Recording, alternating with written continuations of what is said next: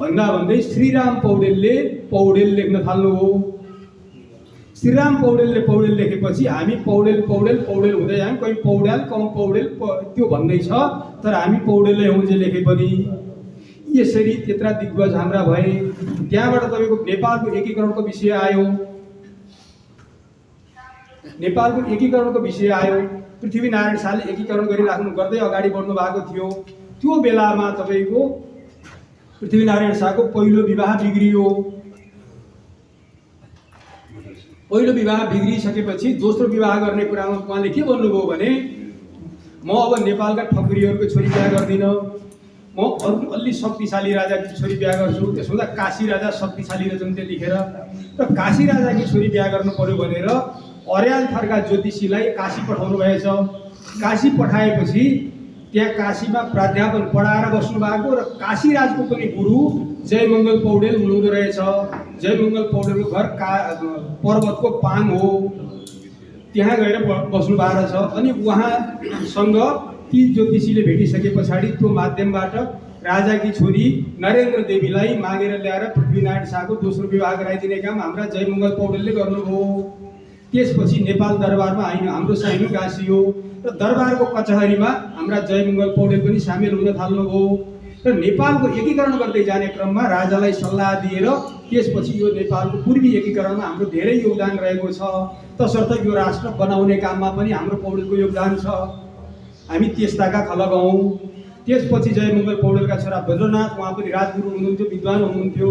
नेपालको दरबारको खटपटका कारणले बिचमा उहाँलाई चाहिँ देश निकाला गरियो। त्यतिखेर रङ्गनाथ पौडेल 6 वर्षको बच्चा हुनुहुन्थ्यो। त्यो 6 वर्षको बच्चा पनि पिताजीसँगै काशी जानुभयो, र उहाँले धेरै पढ्नुभयो।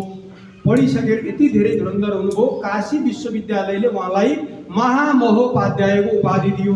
त्यो भनेको ठुलो विद्वानहरूले पाउने कुरा हो, जगद्गुरु भनेर भन्छन् नि त्यो सम्प्रदायमा।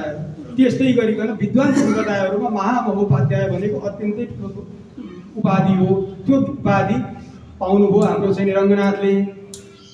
त्यतिखेर एकीकरणको अभियान चल्दै गर्दाखेरि ढिकुडी रित्तियो। रित्तिसकेपछि नेपालका तत्कालीन प्रधानमन्त्री भीमसेन थापा रङ्गनाथलाई भेट्न जानुभयो काशी।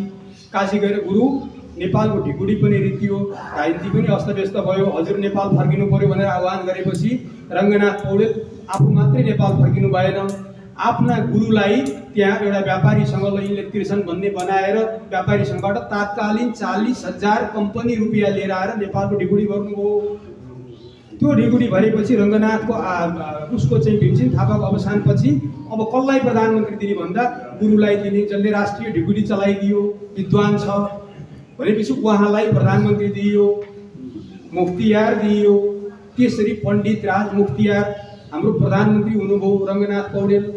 अनि गिरिबाण युद्ध विक्रम शाह बच्चा राजा हुनुहुन्थ्यो, कच्चा राजा हुनुहुन्थ्यो। उहाँलाई राजगद्दीको बारेमा थाहा थिएन, राजकाजको बारेमा थाहा थिएन।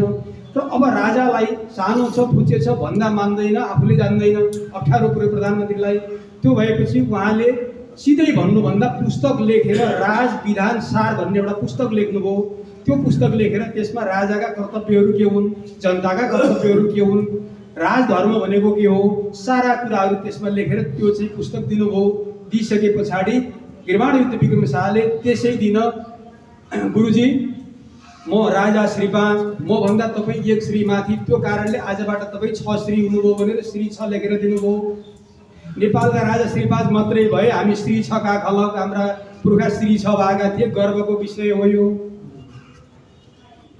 त्यो चाहिँ राज विधानसार हामीले खोजेर पत्ता लगाएर पुरातत्व विभागबाट लिएर आएर अब हामीले प्रेसमा जाने हिसाबमा अहिले हामी त्यो सुधासुधीमा लागेका छौँ।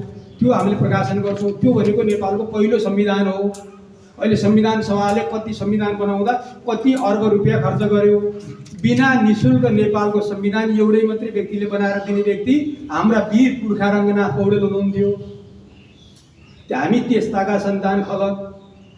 त्यसपछि गएर कवि शिरोमणि लेखनाथ पौडेलका कुरा त अघि नै त्यसको बारेमा सप्रसङ्ग व्याख्यासहित हाम्रो चाहिँ वरिष्ठ उपाध्यक्ष दाजुले भनिसक्नुभयो। उहाँका कालजयी रचनाहरू आज नेपाली भाषामा मात्रै होइन, दुनियाँका विश्व भाषामा सारा विश्वका मानवहरूले गाउँदै हिँडेका छन्। हामी त्यस्ता दिग्गजका खलक। कविता लेख्न बस्दाखेरि उहाँलाई कुन राखौँ भन्ने समस्या हुन्थ्यो अरे। शब्द हुरहुर्ती आउने, कतिपय कविलाई लेख्न बस्यो भने शब्दै नआएर लामो लामो समयसम्म चाहिँ त्यही कविता टुङ्गिँदैन। तर हाम्रो चाहिँ लेखनाथलाई कवि कुन चाहिँ शब्द राखौँ भनेर हुरहुर ती शब्द आउने मिलाएर छाटेर राख्न समस्या हुन्थ्यो।